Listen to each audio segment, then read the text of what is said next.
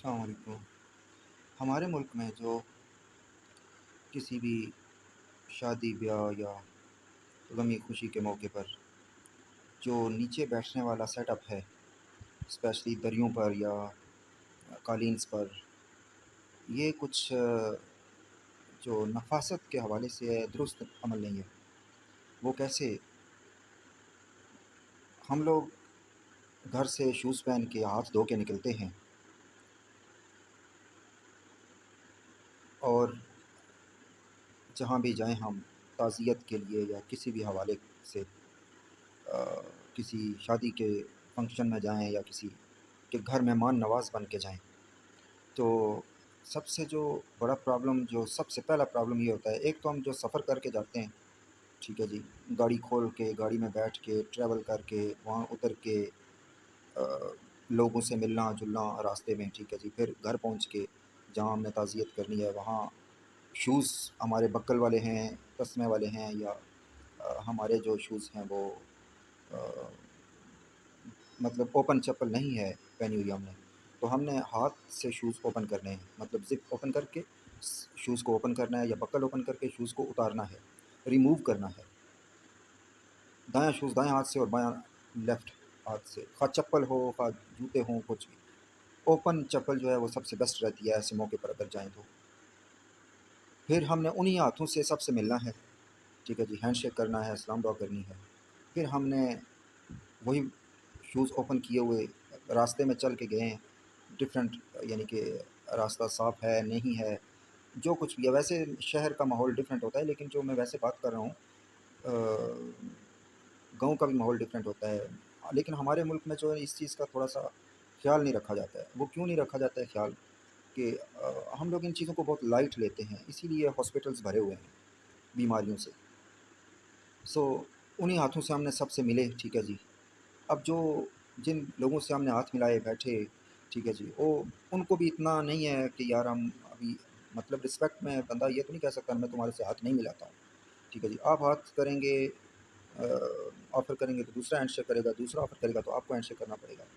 तो ये हमारा कल्चर है, सेटअप है, एक अखलाकियात हैं, इसको इग्नोर नहीं किया जा सकता, इसकी प्रिवेंशन भी नहीं की जा सकती। लेकिन जो डिसेंट वे है वो वही है कि अ, जो है अदब का सलाम जो है वो ये वाला सही रहता है। लेकिन अवामी लेवल पे अवामी जो हालात हैं वहाँ तक पहुँचते हुए बड़ा टाइम लग जाएगा।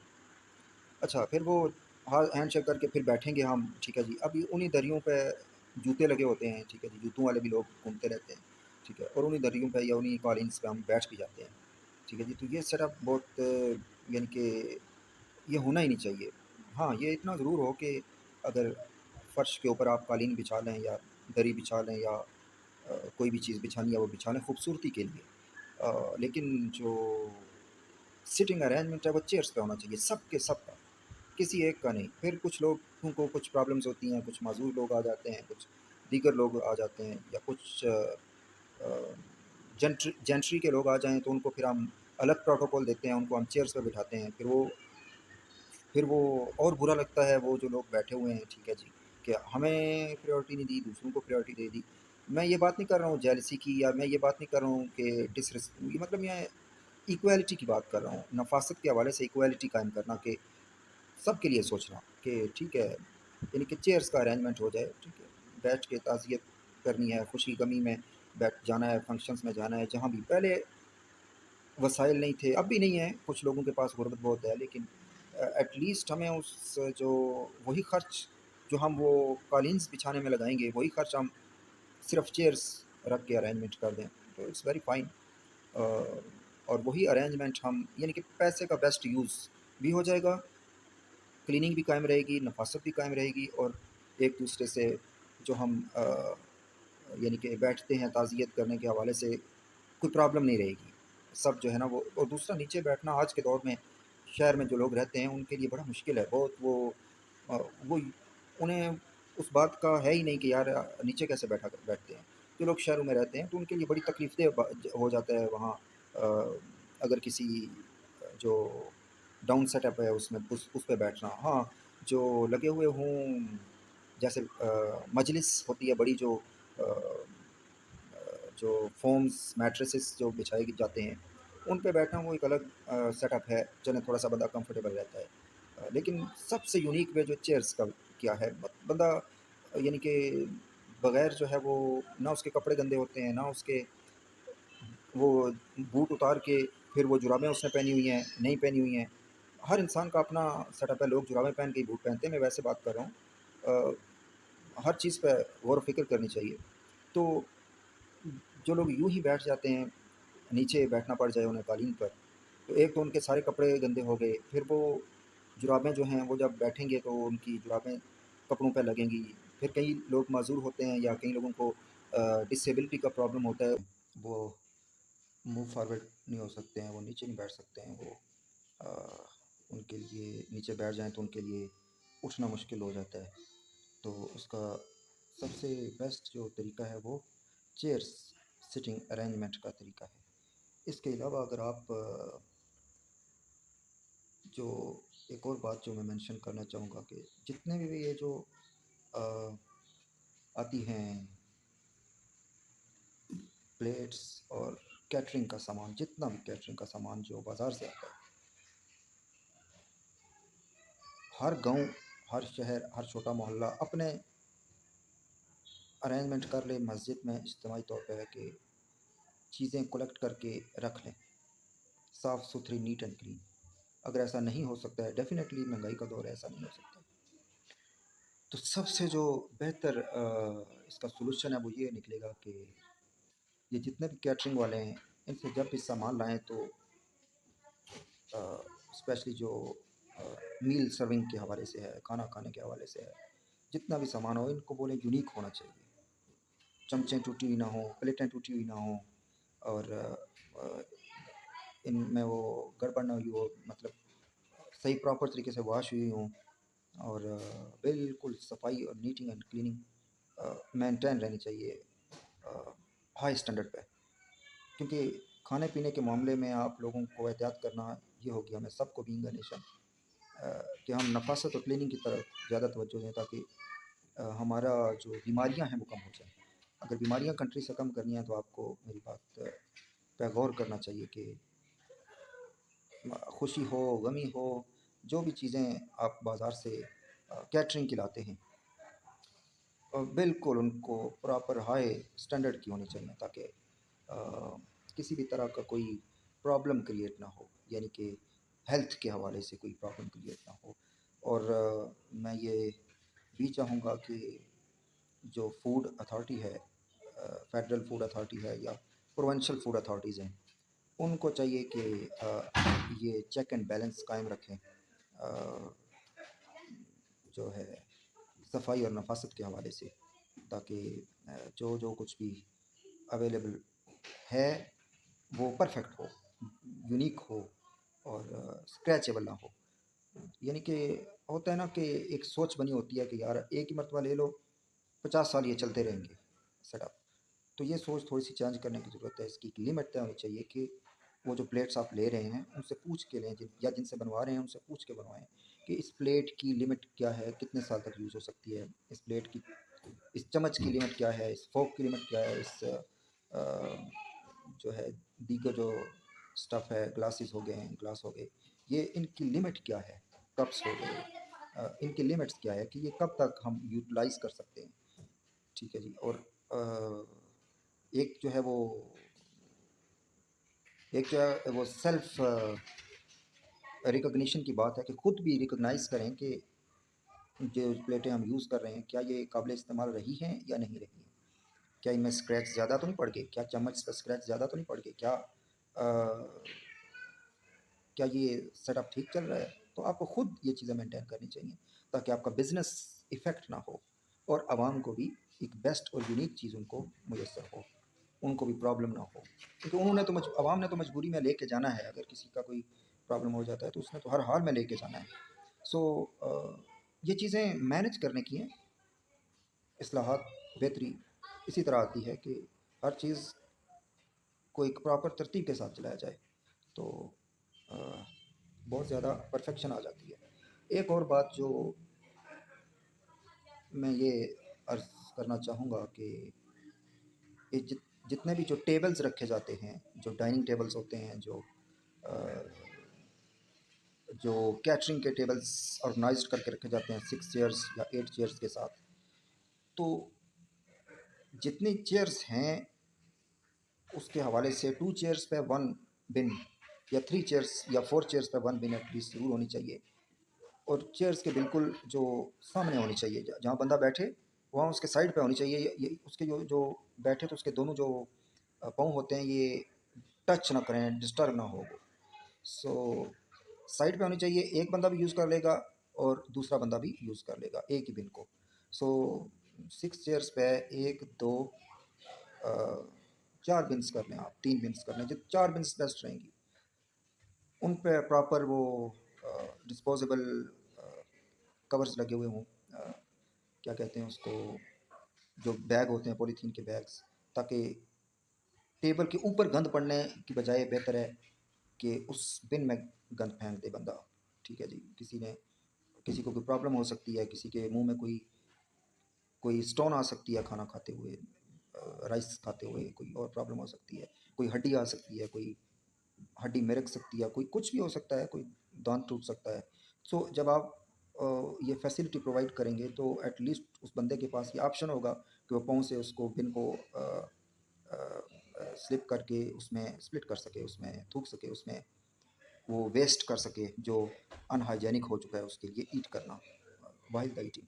सो ये एक अच्छी काविश होगी, सोच होगी, एक अच्छी डेवलपमेंट होगी। और टेबल्स जितने भी होते हैं इनको कोशिश की जाए कि इन इनपे बिल्कुल वो जो आप ऑर्गेनाइज करने के लिए जो जितना भी वो आप कपड़े का स्टफ़ रखते हैं वो सही है, लेकिन इन पे एक अगर बैग प्लास्टिक का सेटअप हो जाए थोड़ा सा नॉन बर्नेबल, ठीक है जी, कि जो जले नहीं हीट से, वो अगर हो जाए थोड़ा सा तो क्या होगा कि बिल्कुल साफ़ सुथरा वो हो जाएगा, मोर यूनिक हो जाएगा, यानी कि साफ़ सुथरा।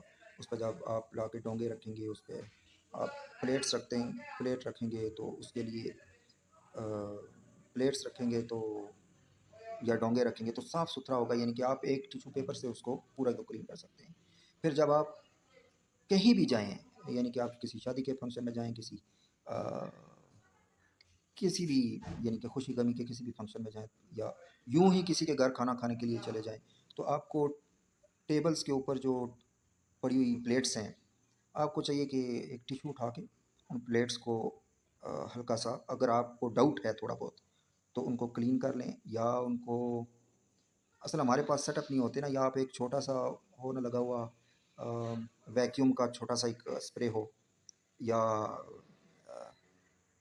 एयर प्रेशर का स्प्रे हो छोटा सा, तो हल्का सा ऐसे उसको एयर प्रेशर मारे बंदा, तो प्लेट में पड़ी हुई डस्ट वगैरह उड़ जाती है, बजाय इसके कि वो हाथ से साफ़ करे या टिशू से साफ़ करे। टिशू से बाज़ औक़ात टिशू के जो स्मॉल ज़र्रात हैं वो लग जाते हैं, लेकिन अगर कोई और ऑप्शन ना हो तो प्लेट चेंज कर ली जाए, ये सबसे बेस्ट है। लेकिन वो ऑप्शन ना हो प्लेट चेंज करने वाला, तो एटलीस्ट टिश्यू से क्लीन करके आप उसको यूज़ कर सकते हैं। चम्मच जो डोंगे की होती हैं या ट्रेस की होती हैं, ये भी बिल्कुल, यानी कि बिल्कुल यूनिक वे के साथ, तसल्ली के साथ होना चाहिए। खाना जो भी खाएं वो तसल्ली के साथ, सफाई के साथ, ताकि एक तो बीमारियां रिड्यूस होंगी और एक हेल्थ बरकरार रहेगी, और दूसरा एक यूनिक मैनर के साथ आप अ, खा सकते हैं, खाना खा सकते हैं। और ये सबसे बेस्ट जो है ना रहेगा ऑप्शन। दूसरा, खाना खाने के दौरान बातचीत ना की जाए। दूसरा, एक और बात ये है कि आप किसी भी फंक्शन में चले जाएं, का वो खुशी का हो या गमी का हो, या कोई भी घरेलू मेहमान नवाजी हो, तो सबसे हाथ मिला के बैठ जाते हैं, फिर खाना खाना शुरू कर देते हैं। तो एटलीस्ट सबसे फर्स्ट प्रायोरिटी, घर में दाखिल होते हुए आप हैंड वॉश कर लें। आप लोगों से जितने भी मिल चुके हैं सबसे सबसे हैंड वॉश, उसके बाद हैंड वॉश करके टेबल पे बैठने से पहले हैंड वॉश ज़रूर करें, बच्चों का भी अपना भी। सो उसके बाद प्रोसीड करें। जो माइनर होते हैं वो तो पेरेंट्स के मोहताज होते हैं, तो पेरेंट्स उनको फीड कर देते हैं, खिला देते हैं जो कुछ भी उन्हें खाना हो। लेकिन जो in the age of between 5 4 5 3, 4, 5, 6, 7 के बच्चे हैं, इनको भी हैंड वॉश करने चाहिए। हैंड वॉश करके इनको भी बिठाना चाहिए, और ख़ुद भी जो जितने भी मेहमान नवाज़ी के बाद ये उसूल अपना लें कि हैंड वॉश ज़रूर करें, उसके बाद आप टेबल पे जाएँ, खाना खाएँ। उसके बाद आप दोबारा हैंड वॉश कर लें, तो और उसके बाद आप टिश्यू यूज़ कर लें, या टिश्यू यूज़ करके आप टिश्यू से हाथ साफ़ कर लें। उसके बाद आप बाथरूम में जाके हाथ धो लें। वो जो ऑयल वगैरह रह जाता है वो क्लीन हो जाता है। तो ये वेरी यूनिक वे है जो मैं समझता हूँ कि हमें अपनाने चाहिए सबको। और कोई अगर हमें कोई अच्छी बात बताए तो हमें बुरा नहीं लगना चाहिए, हमें सोचना चाहिए कि हम अपनी इस्लाह कैसे करें, इंस्टेड ऑफ कि हम अपनी उस अकड़ पे अड़े रहें या जहालत पे अड़े रहें कि छोड़ो, एवें ही बोल रहा है। तो ये चीज़ें हमें बहुत सोचनी चाहिए। फिर एक और बात यह है कि जो मैनेजर होता है किसी भी ये जो शादी के फंक्शंस हो गए, या किसी भी इवेंट ऑर्गेनाइज के जो फंक्शन हो गए, उसको अपनी जो टीम है उसको बिल्कुल 100% प्रॉपर ट्रेनिंग होनी चाहिए कि तुमने ये एडिकेट्स अपना के करना है, सर्व करना है। वो किसी का खाना कम नहीं होना चाहिए, किसी की ट्रे में रोटी कम नहीं होनी चाहिए, किसी की ट्रे में खाना कम नहीं होना चाहिए। राइस, बिरयानी, जो कुछ भी डिलीवर किया जा रहा है वो कम नहीं होना चाहिए। और खाना खाते हुए लोग बड़ा अभी काफ़ी बेहतरी आ गई है, लेकिन बहुत ज़्यादा डाल लेते हैं और बहुत ज़्यादा वेस्ट कर देते हैं, उतना खा नहीं सकते हैं। आप एक मरतबा डालें, खा चुके हैं, दूसरी मरतबा यहाँ ये भी होता है कि आपकी कैपेसिटी कितनी है, आप रोज़ाना सुबह कितना खाना खाते हैं, दिन को कितना खाते हैं, शाम को कितना खाते हैं। ठीक है जी, तो उस हवाले से आपको मैनेज करना चाहिए कि मैं जितना खाता हूँ अपनी रूटीन में उतना ही करूँ, ठीक है, ज़्यादा नहीं। और दूसरे लोगों को थोड़ी सी एहतियात ये करनी चाहिए कि हर बंदा अपनी रूटीन के साथ खाता है, कोई थोड़ा खाता है, कोई ज़्यादा खाता है, किसी की calories capacity of acceptance of calories जो है वो ज़्यादा होती है, और किसी को ज़्यादा एनर्जी चाहिए होती है, किसी को कम चाहिए होती है। हर बंदा अपनी क्वांटिटी के मुताबिक चलता है। तो खुद जो अपनी इस्लाह हो सकती है वो सिर्फ ये है कि उतना डालें जितना खा सके, और ज़ाया नहीं होना चाहिए। हाँ, एक ये सोच ज़रूर होनी चाहिए कि आपके अपने बचे हुए खाने में से बच ना जाए, आपको सेपरेट जो है ना अल्लाह की मखलूक के लिए थोड़ी सी 5%, 10%, 7% ये आपको साफ़ सुथरा खाना सेपरेट कर देना चाहिए रब की मखलूक के लिए। मतलब जैसे कैट्स हो गई, दीगर अल्लाह की बड़ी मखलूक़ात हैं, ठीक है जी, तो उनके लिए थोड़ा सा सेपरेट कर देना चाहिए। ये इसका ये मतलब नहीं है कि उनका पालने वाला जो रब है उसके ख़जानों में कमी आई है, या कोई और नेगेटिव बात सोचने की बात नहीं है।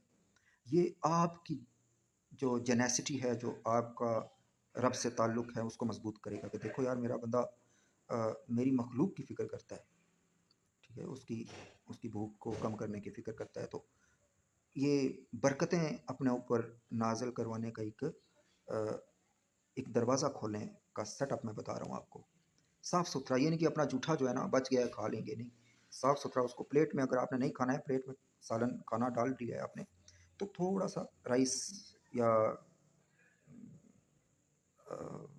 जो बिरयानी है, या कोई भी चीज़ आप खा रहे हैं, डेज़र्ट है या कोई भी चीज़, उसको, कोई भी मीठी चीज़, तो उसको थोड़ा सा सेपरेट कर दें, थोड़ा सा सेपरेट कर दें, ऐसे जो है ना सेपरेट कर दें थोड़ा सा, और बाकी जो है वो आप खा लें। तो ये जो है एक अच्छा खाना खाने का तरीका है।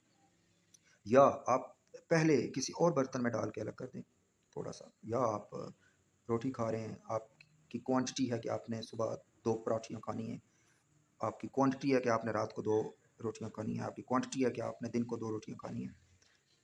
तो उन 2 रोटियों में से एक रोटी का जो 25% है, 7% है, 10% है, जितना आप कर सकते हैं, उतना थोड़ा सा साइड पर कर दिया। 3 खानी है, 4 खानी है, 5 खानी है, तो उतना थोड़ा सा सेपरेट कर दिया। तो क्या होगा कि वो आपकी एक नेकी काउंट हो जाएगी। और ये छोटी छोटी बातें हैं, इनको अपना कर हम ज़िंदगी में बेहतरी ला सकते हैं। और हमारी जो सोच है आज वो यही बनी हुई है कि सब कुछ मेरे ही पास हो, मेरे ही पास हो, मेरे ही पास हो। और एक सोच ये है कि कुछ लोगों के पास पैसा आ जाए तो वो अपनी जगह छोड़ देते हैं, औकात भूल जाते हैं, हैसियत छोड़ देते हैं, या मगरूर हो जाते हैं, या तकब्बुर आना शुरू हो जाता है उनमें। होते होंगे, ऐसे लोग भी होते हैं, लेकिन हमें ये पॉजिटिव सोचना चाहिए कि कुछ ऐसे लोग भी होते हैं कि जिनके पास पैसा आ जाए तो ना सिर्फ वो अपने ही ज़ात और अपने से जुड़े हुए लोगों के लिए वेलफेयर करते हैं, बेहतरी करते हैं, बल्कि वो दीगर, अगर उनके पास मज़ीद पैसा आ जाए तो वो दीगर लोगों के लिए भी बेहतरी शुरू कर देते हैं। सो ये जब सब चीज़ें जो हैं हमें एक एक म्याना रवि जो है ना, इस्लाम जो है म्याना रवि सिखाता है, ठीक है? तो म्याना रवि के ये क्राइटेरियाज़ हैं, अगर इनको अडॉप्ट कर लिया जाए तो बेहतरी और अच्छाई की तरफ हम डेवलप हो सकते हैं, being a nation, being a country, और हम दूसरों के लिए भी अच्छाई प्रोवाइड करने वाले रोल मॉडल बन सकते हैं। सो पहले तो अपनी शख्सियत में बेहतरी आए, फिर दूसरों को भी आप बता सकते हैं कोई भी नफासत। मैं बाज़ औक़ात सोचता हूँ कि ये सोशल मीडिया जो है, आज के दौर में आपके पास हर बंदे के पास तकरीबन स्मार्टफोन्स हैं, तो आप अपना बेस्ट नॉलेज जो है, कोई अच्छी बात आ जाए डिलीवर कर दें, कई लोगों की बेहतरी हो जाती है, कई पूरी इंसानियत की बेहतरी हो जाती है। लेकिन ये नहीं होना चाहिए कि आप अपनी बेहतरी के हवाले से या उस सोच के तकब्बुर में आ जाएं कि अब मैं किसी और या कोई और मेरे नॉलेज के मुकाबले में नहीं हो सकता है। आजिज़ी अच्छी चीज़ होती है, और जितना आजिज़ी होती है रब उतना नवाजता है। तो इल्म जो है वो रब की अता होती है। मैं पहले भी एक लेक्चर में कहा है और आज भी कह रहा हूँ, रिपीट कर रहा हूँ कि इल्म रब की अता है। ये वो अपने जिस मर्ज़ी या पसंदीदा बंदे को दे दे, और जिस मर्ज़ी है को चाहे ना दे। तालीम कोई भी हासिल कर सकता है, नॉलेज कोई भी हासिल कर सकता है,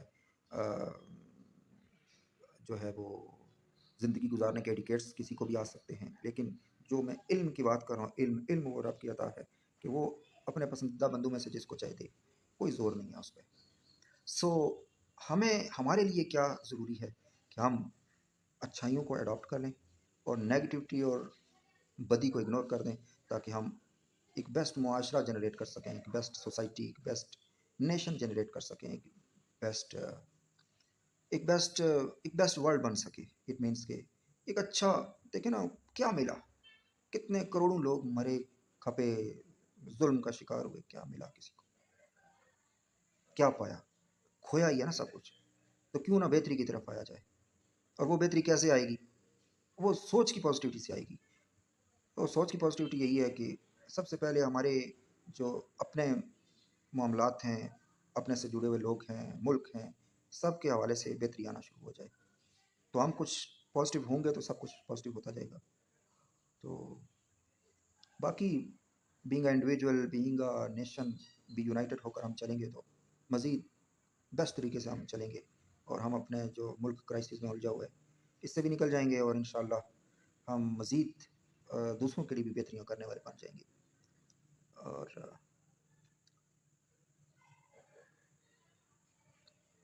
दूसरा एक और बात मैं ये मेंशन करना चाहूँगा कि बाज़ औक़ात ये क्रिटिसाइज़्म शुरू हो जाता है कि घर के फ़लाना काम नहीं हुआ, घर का फ़लाना काम नहीं हुआ, लेकिन घर की कैपेसिटी तो देखी जाए। कितना बड़ा घर है, 2 कनाल पे है, 4 कनाल पे है, 6 कनाल पे है, 8 कनाल पे है, 10 कनाल पे है, पैलेस है, बंदा हो एक काम करने वाला, बंदी हो एक काम करने वाली, वो उसको मैनेज नहीं कर सकेगी, उसकी ज़िंदगी के दीगर लवाज़िमात भी हैं। बंदा हो अकेला, वो भी मैनेज नहीं कर सकेगा, उसकी ज़िंदगी के दीगर लवाज़िमात भी हैं। उस वो अपने जो ज़िंदगी गुज़ारने का उसका तरीका है, वो डिफरेंट है, ठीक है जी। और उसने खाना भी खाना है, उसने बर्तन भी धोने हैं, उसने घर के दीगर काम-काज भी करने हैं। तो हर चीज़ मैनेजेबल अकेले बंदे के लिए करना मुश्किल हो जाता है। तो अगर कोई कमी रह जाए तो घरेलू ज़िंदगी को परेशानी की तरफ ना लाया जाए, क्रिटिसाइज़्म की तरफ ना लाया जाए। बेहतरी की जाए, खुद कर सकते हैं तो ठीक, नहीं कर सकते तो ज़्यादा उसको क्या कहते हैं, क्रिटिसाइज़ कर के आप अ, मतलब आप किसी को फ़ोर्स ना करें कि वो जो है ना मजबूर होके उसे वो चीज़ करना पड़ेगा, उसको अपनी इंसल्ट फ़ील होना शुरू हो जाए। हमारे मुल्क में ये भी होता है कि मुझे कोई बंदा अच्छी बात कहे तो या मुझे कोई काम करने का कहे कि ये काम नहीं हुआ हुआ, ये इस तरह कर दो, तो मैं समझता हूँ कि ये मुझे क्यों डिक्टेट कर रहा है। हालाँकि इसमें दोनों की बेहतरी है। वो अपनी हेल्प चाह रहा है, मैं भी अपनी कंट्रीब्यूशन कर दूँगा। सोच सोच हाई होगी तो सब बेस्ट होगा। तो सबको बामी इत्तेहाद के साथ चलना चाहिए। हस्बैंड को वाइफ की हेल्प करनी चाहिए, वाइफ को हस्बैंड की हेल्प करनी चाहिए, घर में जितने लोग रह रहे हैं सबको एक दूसरे की हेल्प करनी चाहिए। बेस्ट इत्तेहाद के साथ ना सिर्फ घरेलू निज़ाम बेस्ट चल सकता है, बल्कि बेस्ट इत्तेहाद के साथ पूरे मुल्क में बेहतरी आ सकती है, और बेस्ट इत्तेहाद के साथ पूरा वर्ल्ड बेहतर हो सकता है। सिंपल सी बात है। लेकिन वही बात है कि चलने की बात है कि हम अच्छे रास्तों पर चलेंगे तो सब कुछ ठीक होगा, अच्छी सोच के साथ चलेंगे तो सब कुछ ठीक होगा। हाँ, जो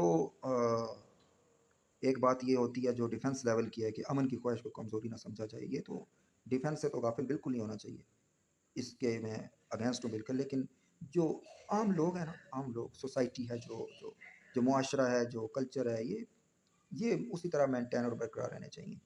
इनकी ज़िंदगियों में कोई डिस्टर्बेंस नहीं आनी चाहिए। बाकी चलता रहता है सब। ज़िंदगी आज के दौर में तो एवरेज कम होती जा रही है, लेकिन जब तक है बेस्ट तरीके से गुजारना सीखें, ज़िंदगी भी अच्छी हो जाएगी। आपका गुजरा हुआ वक्त याद भी रहेगा, लोगों को अच्छा गुजारेंगे तो, और अच्छाई फैलाएंगे तो मज़ीद बेहतरी भी आएगी। और बाकी ज़िंदगी के निज़ाम हैं, कुछ आगे के लिए भी सोचा करें, कुछ लम्हे रब को भी याद किया करें। बाकी लिबरलिज़म है या सेकुलरिज़म है या जो जिस भी कैटेगरी में, रिलीजियसिज्म है या जिस भी कैटेगरी में आप चल रहे हैं, दुनिया की ज़िंदगी है। हर इंसान को फ्रीडम है, वो अपनी ज़िंदगी गुजारने का तरीका अपनी चॉइस, अपनी सोच के मुताबिक गुजार सकता है। कोई उसे फोर्स नहीं करता कि तुम इस तरह करो। लेकिन जो हकीकत है उसको डिनाई नहीं किया जा सकता। तो दुनिया की ज़िंदगी गुजारें जिस तरह मर्जी है, लेकिन आखिरत के लिए भी थोड़ा थोड़ा वो बेचते रहें आगे रब की तरफ, जो दुनिया के जाने से बाद आपके काम आए। और दुनिया में आप किसी भी पार्टीशन की तरफ हैं, किसी भी नुक्ते पे ज़िंदगी बसर कर रहे हैं, किसी भी सोच पे, किसी भी मतलब सेकुलरिज्म पे हैं, लिबरलिज्म पे हैं, या रिलीजियसिज्म पे हैं, या अ, किसी भी तरह ज़िंदगी बसर कर रहे हैं, लेकिन आपको चाहिए कि अ, अपने आखिरत के लिए भी थोड़ा थोड़ा करते जाएं, और ज़िंदगी दुनिया की भी कैसे बेहतर हो इस बारे में भी मूव फारवर्ड होते रहें, ताकि दोनों जगह बेहतरी हो जाए, दुनिया में भी और नेक्स्ट लाइफ में भी। अपना ख्याल रखिए, अच्छी चीज़ें अडॉप्ट कीजिए और बुराई से इग्नोरेंस कीजिए और मज़े की ज़िंदगी गुजारिए। अस्सलाम वालेकुम।